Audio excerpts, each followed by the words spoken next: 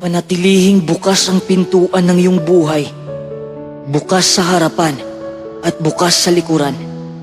Hayaan mong pumasok ang iyong iba't ibang iniisip at hayaan mo ring ito'y lumabas. Huwag mo lang silang pagsilbihan. Ang daming mga bagay na mas nakakainis sa buhay. Pero alam mo ba ang mas nakakainis? Ang ingay sa loob ng ulo mo. Isang abalang isip na hindi tumitigil at hindi ka bibigyan ng kapayapaan. Nakakapagod ang ganitong isipan. May mga araw na akala mo perpektong araw na yun. Masaya ka na sa mga ginagawa mo. Naramdaman mo na ang payapang paligid. Pero bigla na lang susulpot ang negatibong isipan. Naiisip mo na lang kung anong gagawin mo bukas.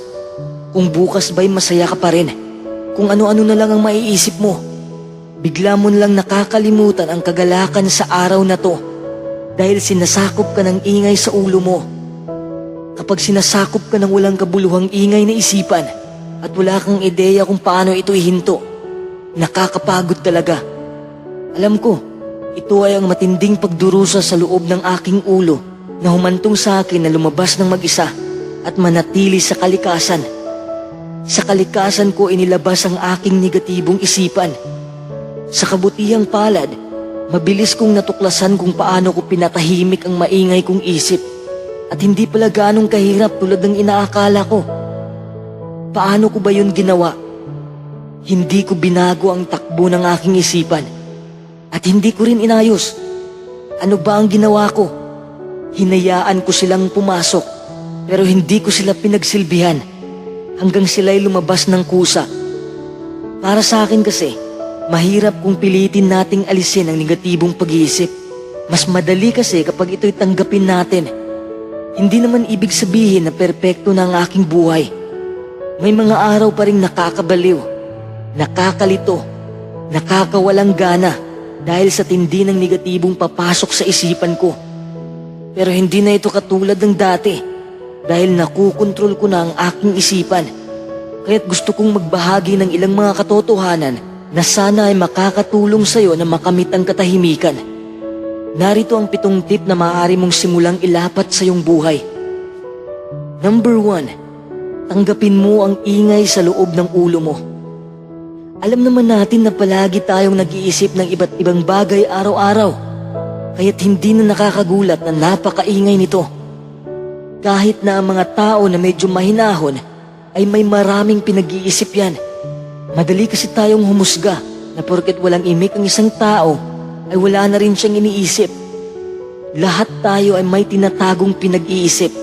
Kaya't huwag kang magulat kung ba't abala ang isip mo. Napakaingay na nito at huwag mo nang dagdagan pa. Huwag kang mag-isip na may mali sa'yo. Walang mali sa'yo.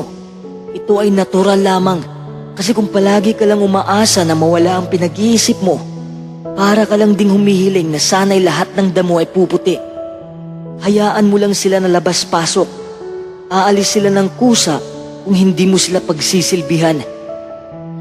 Number 2, ang pakikipag-ugnayan sa isip ay optional. Kung pipiliin ko ang isang bagay na natutunan ko sa buhay, ang isang bagay na may pinakamalaking epekto sa aking kapayapaan, ito ay ang pakikipag-ugnayan sa isip ay optional. Bakit ito ang pinipili ko? Dahil hindi mismong isip natin ang nagdudulot ng pagdurusa sa atin, ngunit ang ating pakikitungo sa kanila.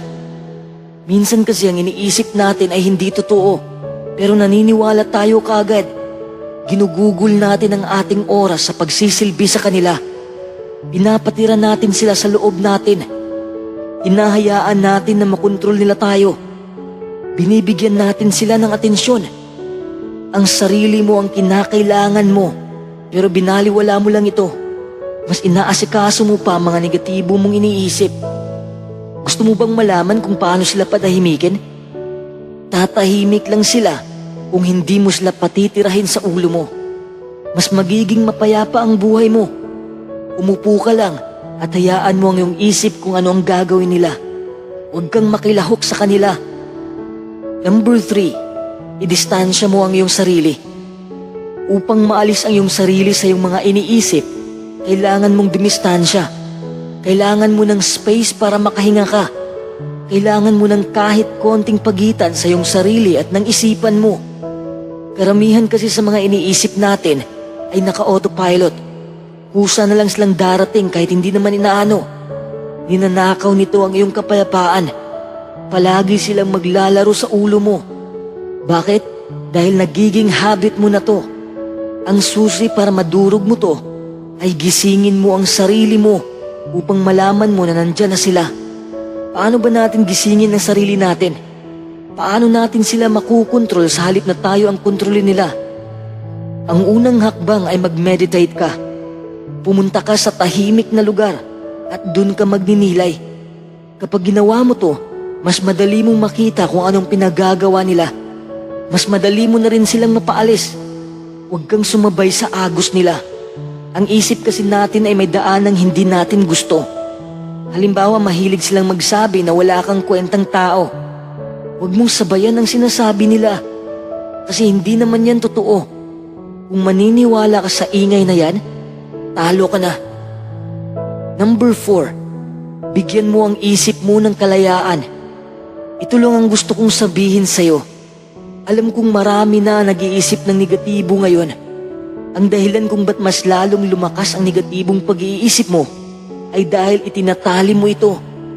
Hindi mo sila binigyan ng kalayaan. Katulad ng isang toro, kung ayaw mong magalit siya sa'yo, huwag mo siyang gapusin. Huwag mo siyang pigilan sa gusto niyang gawin. Katulad rin ng partner mo, huwag mo siyang pigilan kung ayaw niyang magalit sa'yo. Simpleng konsepto lang yan, di ba? Pero ba't di natin magawa sa sarili natin? Ba't hindi natin mabigyan ng kalayaan ang isip natin? Lalo lamang itong mabubuo at manganganak at mas mahirap ng kontrolin. Ang pinakamaayos na paraan upang makaramdam ka ng katahimikan ay bigyan mo ito ng malaking bukas na pintuan upang makalabas na sila. Huwag mo silang itali. Kapag binigyan mo sila ng kalayaang mag-ingay sa ulo mo, kusa na rin silang lalabas sa ulo mo. Lalabas sila dahil mauubusan na sila ng usok. Ang mga iniisip natin ay hindi nagiging sanhi ng gulo. Nagdudulot lang ito ng kaguluhan dahil naniniwala tayo sa idinidikta nila. Araw-araw silang lilitaw sa iyong kamalayan. Manatili ka lang sa kinatatayuan mo at isipin mo lang na hindi ka na naniniwala sa kanila. Maglakad ka lang paabante at hayaan mo lang sila na papasok at lalabas. Walang problema. Magkakaproblema lang kung sinubukan mo silang itali sa pamamagitan ng pag-iisip na may mali ka sa buhay, na hindi ka katanggap-tanggap at may malaki kang problema sa buhay. Kita mo yan? Ikaw lang ang lumikha ng pagdurusa mo. Ulitin nga natin, hayaan mo silang malayang gumala sa malawak, bukas na larangan ng iyong kamalayan at mabilis silang maubusan ng usok. Huwag mo silang hawakan kasi mas lalo mo lang silang pinapalakas. Paano kung ginawa mo na to pero nandyan pa rin sila? Siyempre nandyan pa rin sila dahil likas na ito sa ating pagkatao. Araw-araw tayong may iniisip.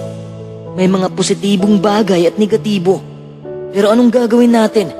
Kaibiganin natin sila sa pamamagitan ng pagbibigay sa kanila ng kalayaan kaysa sa pilit nating paalisin sila. Paano kung tungkol sa kalungkutan ang iniisip mo o tungkol sa pagkagalit mo? Ano kaya mangyayari kung tatanggapin mo to kaysa sa tanggihan mo to?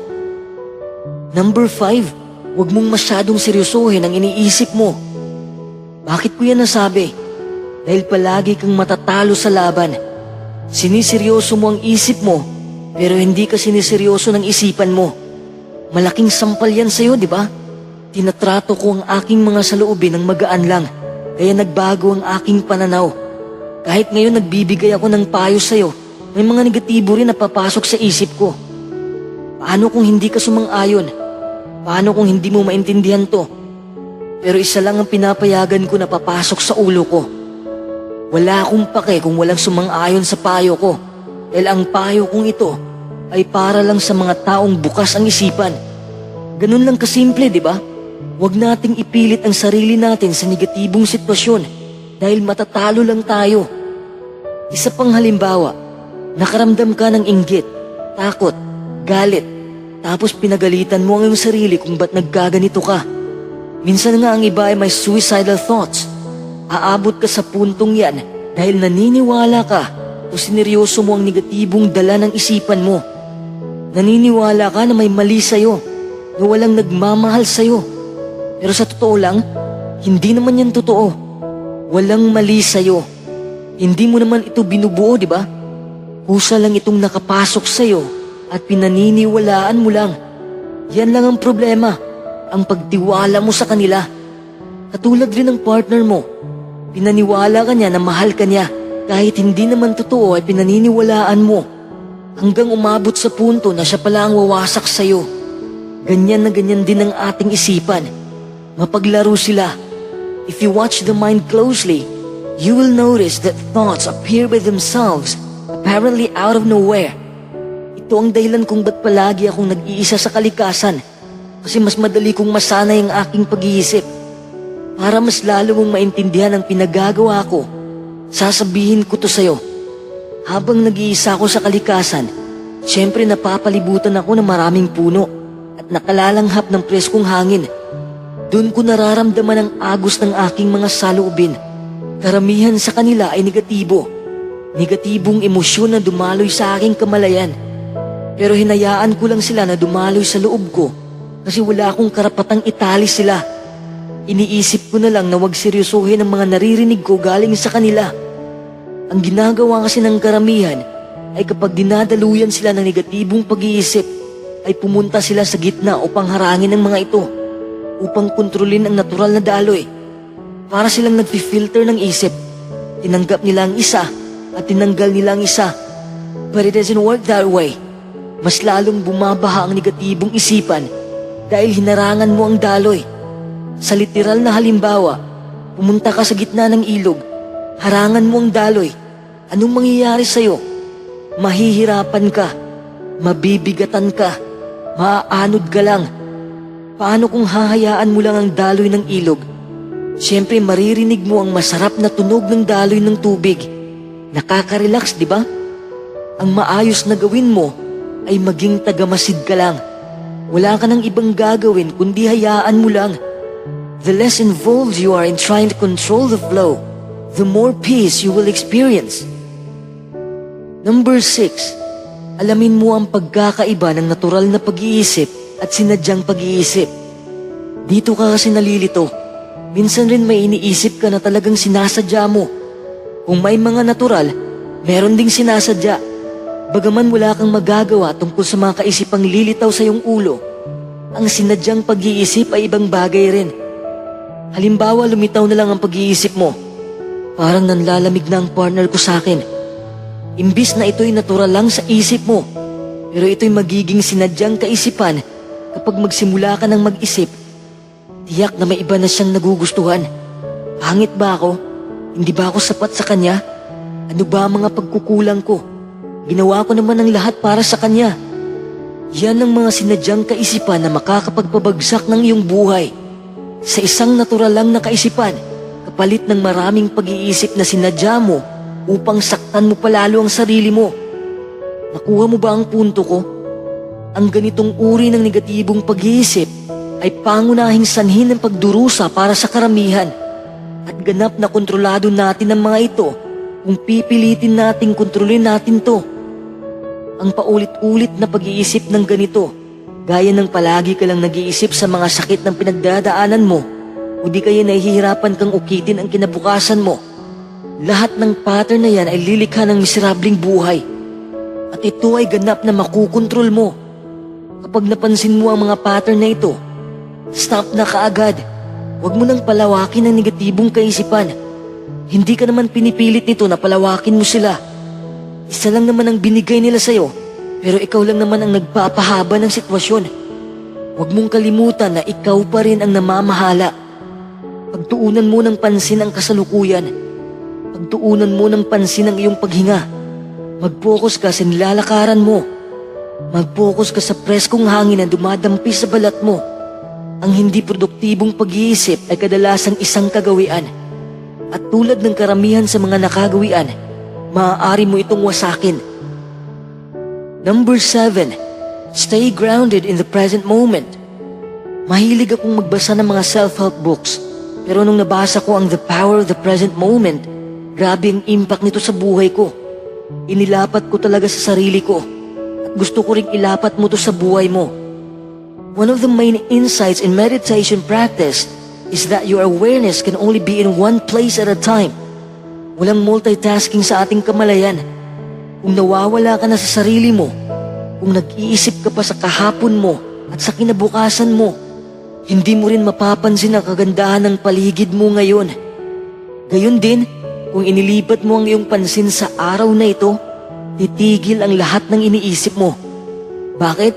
Kasi isa lang ang naiisip mo, ang ngayon lang. When you are present here and now, the mind automatically becomes quiet. Tama ang sinabi ni Jesus sa Mateo 6:34. Huwag kayong mag-alala tungkol sa susunod na araw, dahil ang kasunod na araw ay magkakaroon ng sarili nitong mga alalahanin. Sapat na ang mga problema sa bawat araw.